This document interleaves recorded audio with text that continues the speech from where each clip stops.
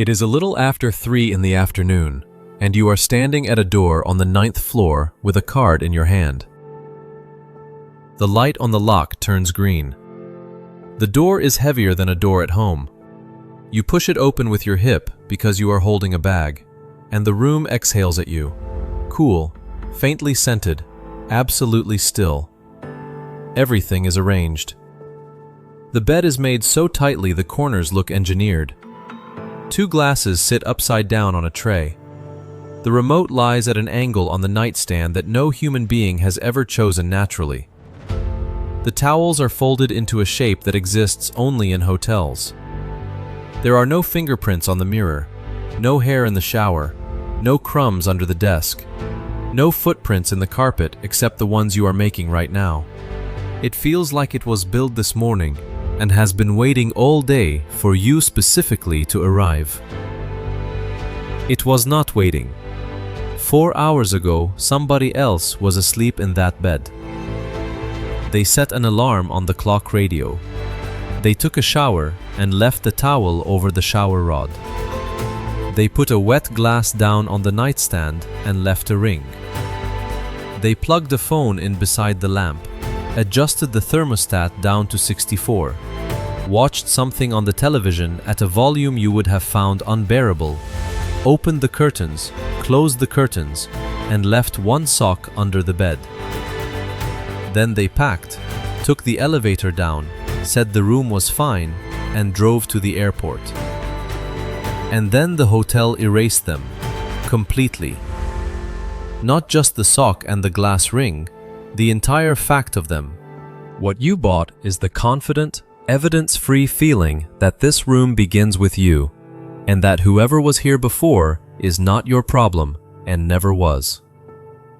It is one of the strangest products in the modern economy, and it is manufactured, on a deadline, several times a week in about 5 million rooms. A hotel does not really rent space, it rents a condition, and the condition is emptiness of history. Notice how much of your behavior in a hotel depends on that condition holding.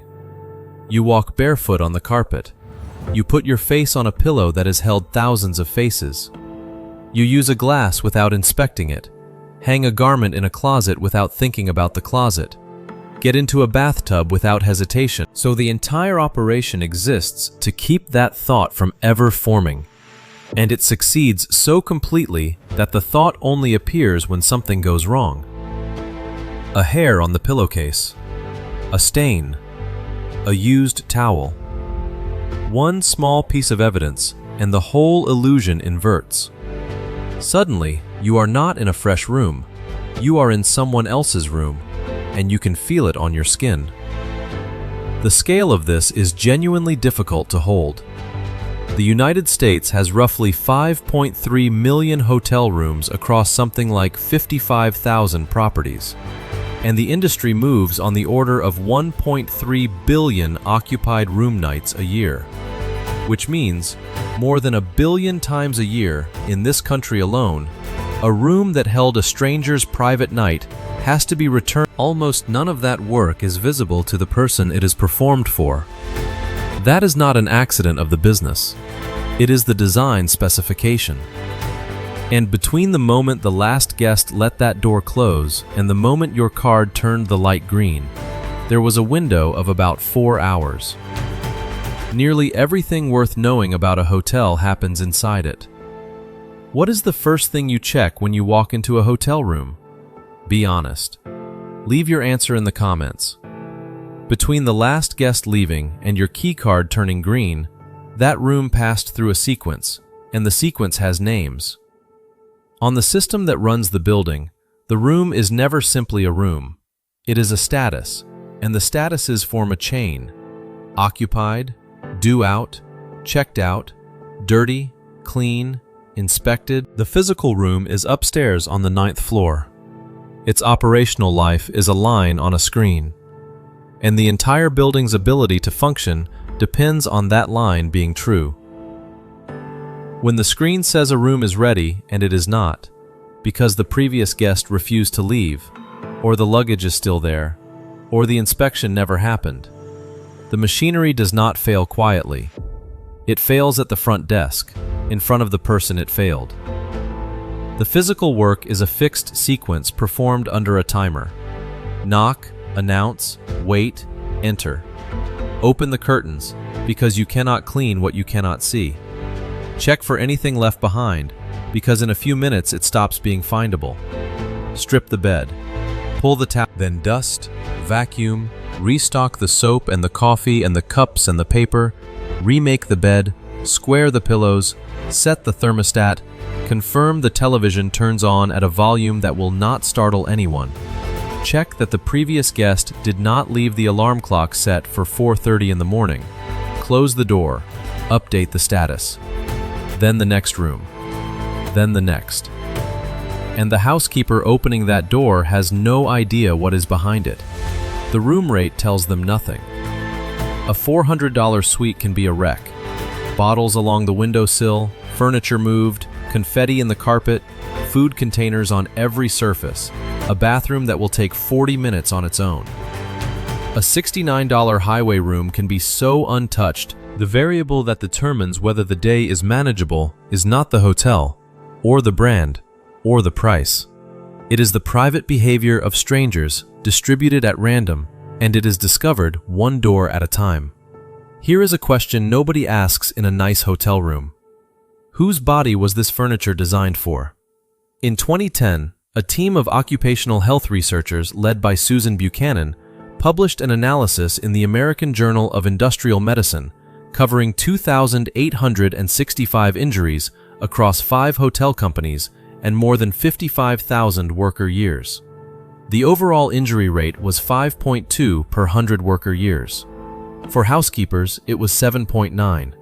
For Hispanic, in that study, 98% of the people in the housekeeping category were women, and their average age was in the mid-40s. Separate surveys of hundreds of housekeepers have found that around 9 in 10 report work-related pain, and that a majority take pain medication in order to complete the daily room quota. Now connect that to the room you are standing in. A mattress has to be lifted at the corner to tuck a sheet, and hotel mattresses got heavier as beds got more luxurious. Triple sheeting, the crisp hotel look, a sheet, a blanket, another sheet, is more layers to pull tight on every bed all day. A duvet has to be shaken and squared. Decorative pillows have to be arranged and, before that, removed.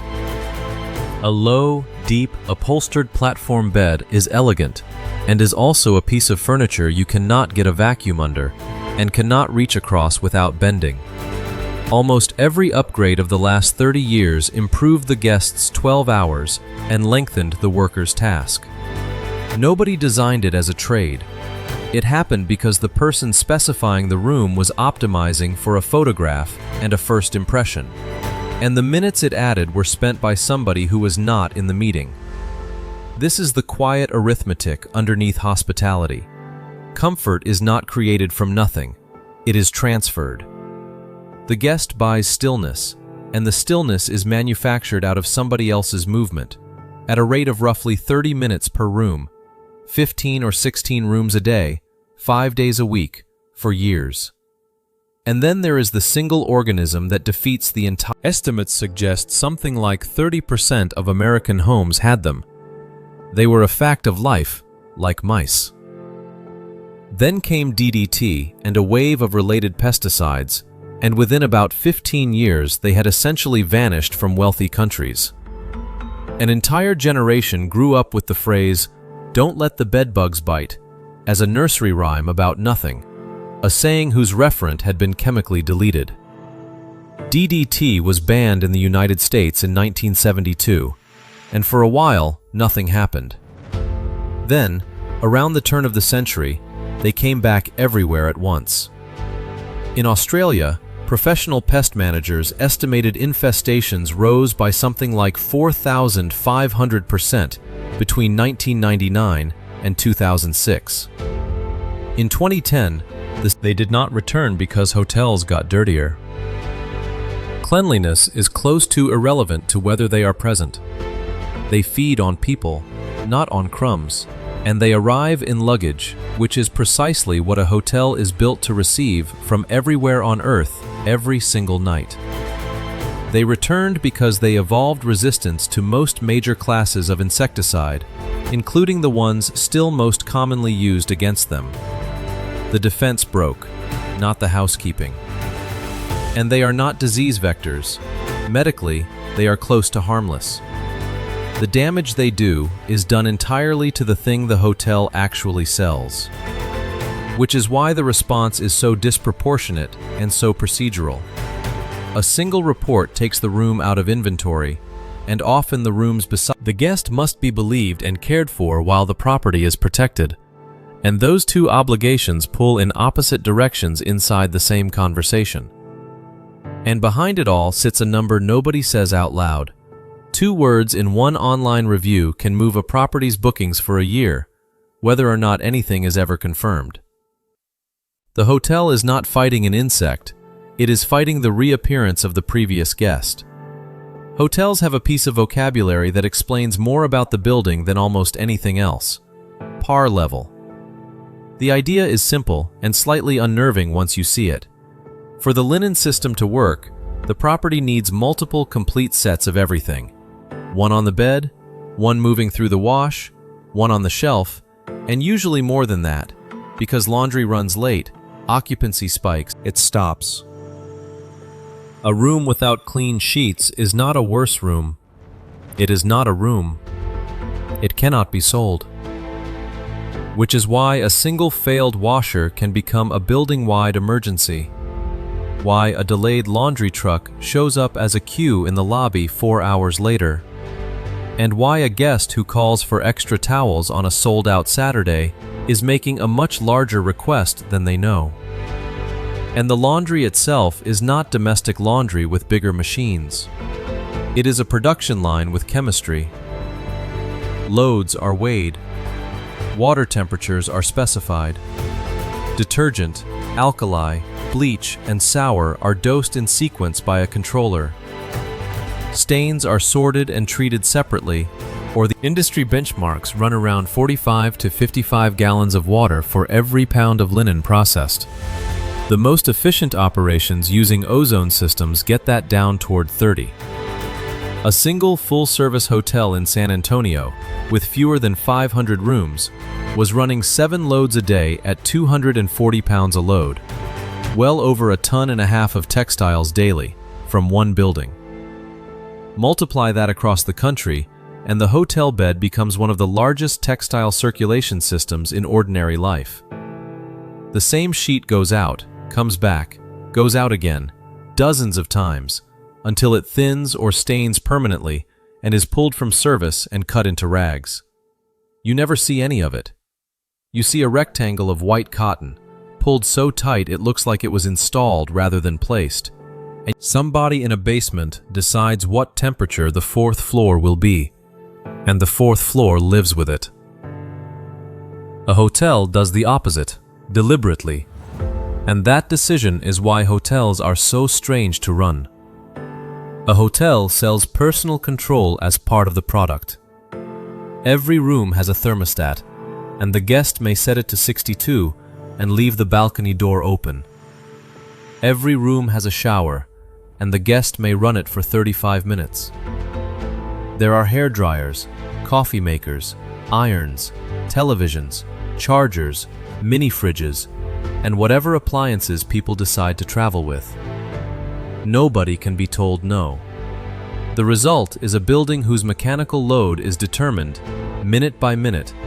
The EPA has put the median hotel at roughly 102 gallons per occupied room per day, with full-service properties commonly running anywhere from 100 to 300. A threefold spread between the efficient and the wasteful for what is, from the guest side, the identical experience of a shower that works. Lodging accounts for something like 15% of all water used by commercial and institutional buildings in the country. And the breakdown is not what people guess. The swimming pool, the most visible water on the entire property, the thing that appears in every photograph, is under 1% of hotel water use.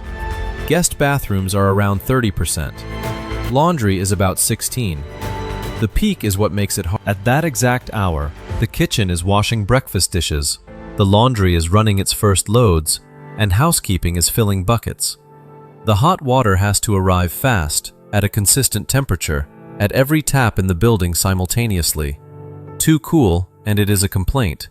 Too slow, and it is a complaint. And too hot is not a complaint. It is an injury.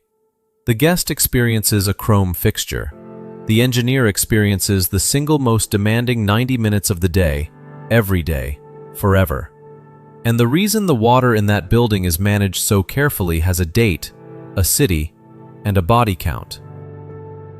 In July of 1976, the Pennsylvania branch of the American Legion held its annual convention at the Bellevue Stratford in Philadelphia, one of the grandest hotels in the country, built at the turn of the... Within a week of going home, they began to die.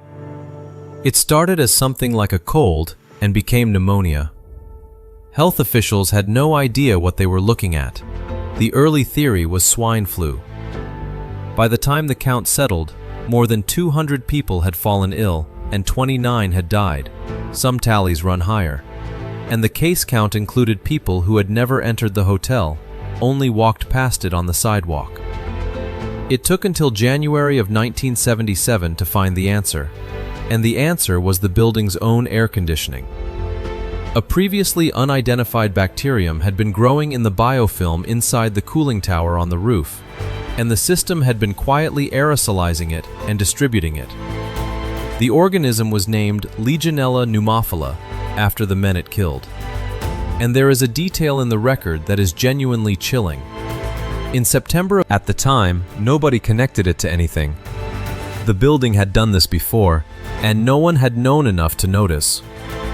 The Bellevue Stratford closed that November for lack of business. But the consequence spread far past one hotel. Every cooling tower, every large hot water system, every decorative fountain and spa in every building in the developed world now sits inside a maintenance regime that traces back to that convention. Temperature ranges, disinfection schedules, water management plans, inspection logs. Reported cases in the United States have actually risen over the last few decades. The more accurate reading is that a hazard which had been silently present in warm water plumbing for the entire history of indoor climate control finally acquired a name, and the industry that got it first was the one where strangers sleep. There is one more object in the room that is quietly doing more work than it appears to, and it is the thing in your back pocket.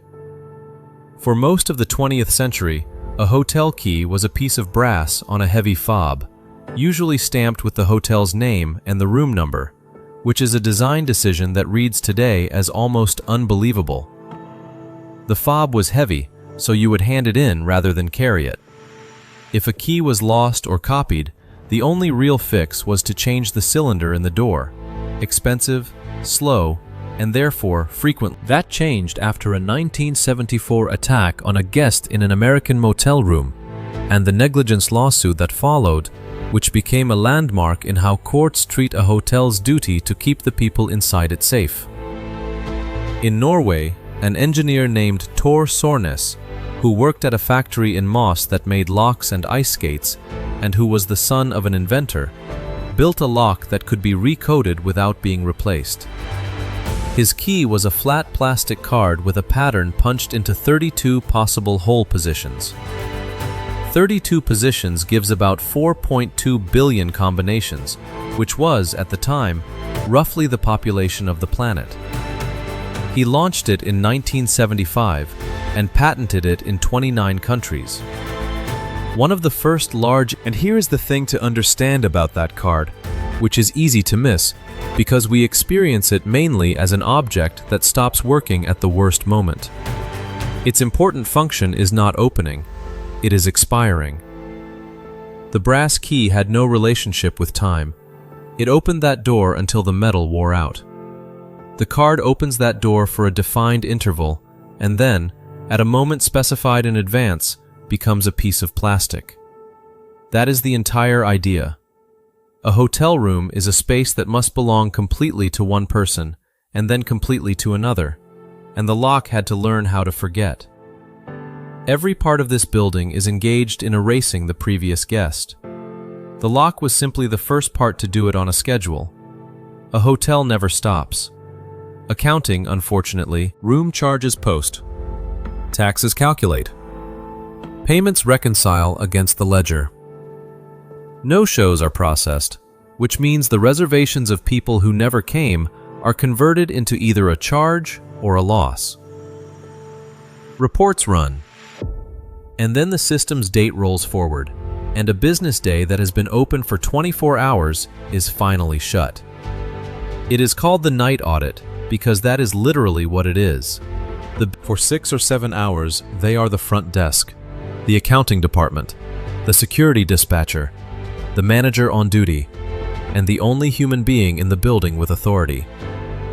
They handle the flight crew arriving at 1 after a diversion, the guest locked out at 1:40, the noise complaint from the wedding block at 2, the fire panel throwing a trouble signal at 2:15, the parent whose child has just been sick at 2:30, the leak, the argument in the hallway, and the person at 3 in the morning who genuinely needs to know where to buy toothpaste. And in between all of it, they run the audit, because the audit does not move. The night shift also lives in a small time paradox that the day shift never encounters. Their reservation was attached to a night that, as far as the building is concerned, has finished. The room may have been released. The card may have been charged. The hotel may be sold out. Nothing about this is anyone's fault, and it is nearly impossible to explain at 1 in the morning to somebody holding a boarding pass from a canceled flight. Hotels do not run on the clock in the lobby. They run on a set of thresholds: check-in, check-out, cancellation deadline, audit, no-show. And the guest and the building are frequently standing on opposite sides of one. The most important systems in a hotel are the ones no guest uses during a normal stay. And the reason they are there, in that configuration, with those rules, is a Friday morning in Nevada. On the 21st of November, 1980, at the MGM Grand in Las Vegas, two employees from a nearby coffee shop noticed it. Within roughly 15 minutes, the entire casino floor was burning. And then the fire essentially stopped, because it had run out of casino. It never reached the guest tower at all. 85 people died anyway. Around 650 more were injured. 80 of the dead were killed not by fire, but by smoke and carbon monoxide, and 67 of them were on floors 16 through 26, in a tower the flames never touched. The smoke went up through the building's own openings, seams around elevator shafts, stairwells, air handling. The alarm system was disabled early. The only guest escape route was down the stairs, into the and the finding that has echoed through every code committee since was this: the casino had no sprinklers. And that had been approved. The reasoning at the time was that spaces occupied 24 hours a day did not need them, because someone would always be there to notice a fire. The fire started in the one part of that floor that was closed and empty at 7 in the morning. Nevada rewrote its high-rise codes within months, particularly after an arson fire at the Las Vegas Hilton killed 8 people less than 3 months later. Nationally, the mechanism was odder and cleverer. The federal government could not order every hotel in America to install sprinklers. What it could do was decide where its own employees were allowed to sleep. So the Hotel and Motel Fire Safety Act of 1990 required that federal travelers stay. Government travel is a large enough customer that the market moved.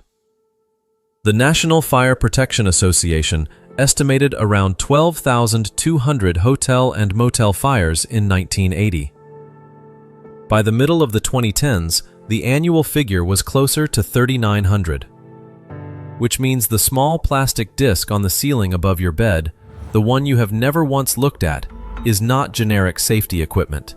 It is a specific response to a specific morning, installed in your room because of what happened to people in a tower in Las Vegas who did everything right and were killed by air.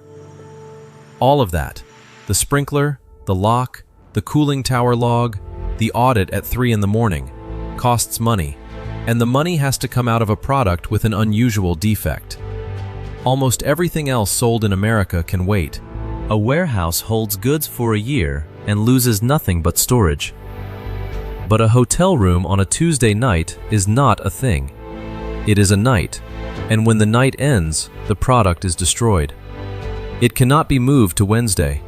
It cannot be put back on the shelf. An empty room at 2 in the morning has not merely failed to earn, it has permanently ceased to exist as something sellable, while continuing to cost the building money for heat, insurance, financing, security, and cleaning. Every hotel in the country wakes up each morning holding a small pile of inventory that will be worthless by midnight, no matter what anyone does.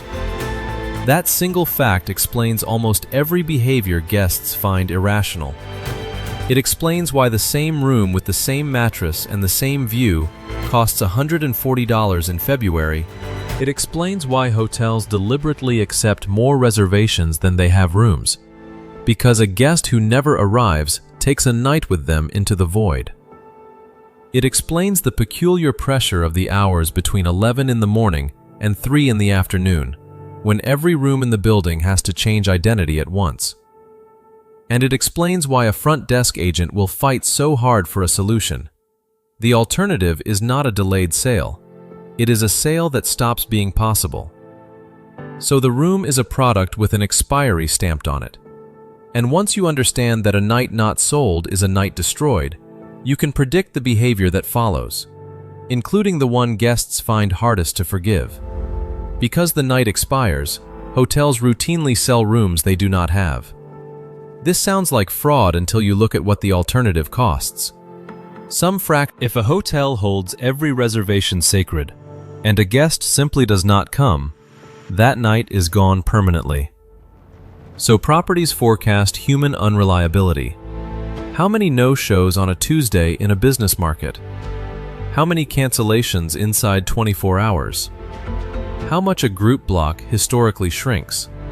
And accept reservations against the gap.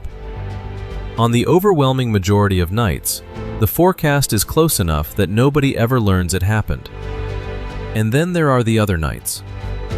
A storm shuts an airport, and 200 people who were supposed to be somewhere else all need a bed in the same 40 minutes. A group arrives at full strength for the first time in 3 years. Something breaks and takes 4 rooms out of service at 4 in the afternoon. At that point, the industry word for the resolution is walking. The hotel finds the guest a room at another property, usually pays for it, usually pays for the transport, and sometimes for the next night back. It is a real remedy, and it is also, at 11 at night, with children asleep in a car, completely beside the point. This is the recurring shape of hospitality. Upstairs, a forecast. Downstairs, a family. The model optimizes across thousands of nights and is right nearly every time. The person at the desk experiences the exceptions one at a time, individually, in front of the human being it happened to, and the employee apologizing has not personally done anything wrong, which is true of most of what they apologize for all day, including the weather, the traffic, the construction next door, the third-party booking site's fine print, and the fact that the room type someone chose from a photograph does not exist on the 9th floor. Walk through the door marked staff only, and the hotel changes so completely that it takes a second to believe you have not left the building. The lighting goes from warm to fluorescent. The carpet stops, and concrete or vinyl begins, because carts have to roll. The smell changes from whatever the lobby is scented with to laundry steam, kitchen heat. There are radios, time clocks, schedules taped to walls, a break room, lockers, a service elevator that is deliberately larger and uglier than the guest one, and a loading dock where everything the building consumes arrives, and everything it discards leaves. 2 populations occupy the same structure at the same time, moving through interleaved but almost non-intersecting sets of corridors, and the whole luxury is often described as the absence of effort, which is exactly backwards. It is the presence of a great deal of effort that has been routed somewhere you cannot see. The tray that arrives at the right temperature, the bag that appears in the room before you do, the car waiting at the entrance, the pillow preference that nobody had to ask about twice. Each of those is a small logistics operation that has been deliberately pushed behind a wall. The guest is not paying for the absence of machinery. They are paying for machinery that has been engineered not to show. And there is a second, stranger split.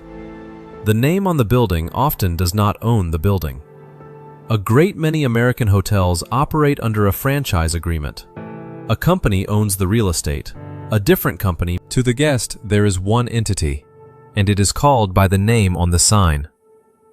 When something goes wrong, the guest says your hotel, and the person at the desk, who may be employed by none of the parties that caused the problem, has to stand there and act as though the entire arrangement is present in the room with them. Which, functionally, it is. That is what the desk is for. All of this describes a business, but hotels keep getting used for something the business plan does not quite cover. When a hurricane comes ashore, the hotels inland fill with people who are not on vacation. Evacuated families, utility crews staging for the restoration, insurance adjusters, emergency workers, journalists. Power may be on a generator that supports life safety systems and not much else. The building stops being an amenity and becomes, for a few days, a piece of regional infrastructure. Shelter, food, water, information, and a place to charge a phone. And that role is not limited to disasters. On any ordinary night, American hotels hold travel nurses on 13-week contracts, military personnel in transit, construction crews on projects, airline crews between legs, families waiting on a closing date, patients who came in for treatment at a hospital 2 hours from home, people whose apartments burned. It is also, sometimes, the smallest available unit of stability a person can buy. One locked door, one bed, one shower, one clean surface to put a suitcase on, one place where nothing is required of you until 11 in the morning. The building does not know any of this. The system knows one king, 2 nights, one adult, late arrival, and a card on file. That compression is what allows the hotel to function at all. It cannot process the actual reasons people are in its rooms, and it would collapse under the attempt. But it means that every night, in every property, the same standardized product is quietly doing wildly different jobs on different floors. A honeymoon, a funeral trip, a sales conference, a custody handover. And there is one more piece of equipment in this building that most guests do not know exists, carried by the person who enters your room. Housekeeping work is solitary by design. One person, alone, inside a private space, behind a door, on a floor where the other doors are closed, which is exactly the arrangement that makes the clean room possible, and also makes the worker vulnerable in a way almost no other job replicates. In 2016, a union local in Chicago surveyed nearly 500 women working in area hotels and casinos. A majority reported having been sexually harassed by a guest, and about half of the housekeepers surveyed said a guest had exposed themselves or answered the door undressed. Union-sourced numbers deserve to be. Chicago followed in October of 2017 with a measure that took full effect the next July, requiring hotels to give a portable panic button to any employee assigned to clean or restock a room alone. A device that summons on-site help immediately, at no cost to the worker, with retaliation for using it prohibited. In New York, unionized properties had negotiated the same thing into contracts years earlier. Other cities and states have since followed, and the device is now ordinary equipment in a great many American hotels. It is worth sitting with what that object represents. The room you walk into is produced by someone who goes into strangers' private spaces, by herself, dozens of times a day, and who now carries a transmitter in her pocket in case. It is an acknowledgement that the job's central condition, being alone in a room with somebody else's life, has a floor to it, and that the floor was reached often enough that cities wrote laws about it. So go back to the door on the 9th floor, except run it forward instead of backward. It is your last morning. You have showered and left the towel over the rod without thinking about it. You have packed badly and are now carrying a bag that is heavier than it was. There is a glass ring on the nightstand. The thermostat is still set where you put it. The bed is a wreck in the specific way hotel beds are a wreck. You take a last look for a charger, do not find the one you have already forgotten, and let the door close.